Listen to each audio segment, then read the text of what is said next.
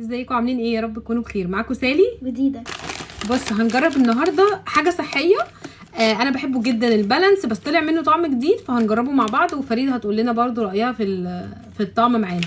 طلع منه بالزبده والعسل. ده شكله بالانس اللي بالبروتين، المفروض فيه 280 كالوري تمام، و15 جرام بروتين. فانا لما باخد نص الكيس، يعني باخد الكيس على مرتين.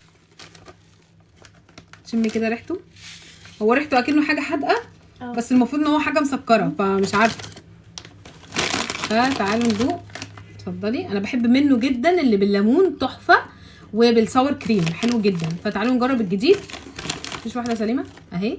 ده شكله، سعره 15 جنيه. بسم الله. طعمه غريب قوي، مفيش زبده ولا عسل. ده ايه؟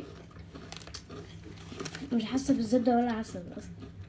بس هو مش عاجب فريده، انا عاجبني بس بنسبه ايه 70% كده. يعني انا حبيت 20%. حبيت الاطعمه بتاعته التانية اللي بالليمون واللي بالساور كريم وبالفلفل الحلو، يعني احسنهم بصراحه. احلى طعم بحبه بعشقه اللي بالليمون والكزبره، تحفه. بس الاطعمه التانية جامده جامده بعشقه، هو ده اللي مضيعني في الاكل الصحي بصراحه. كان تحفه.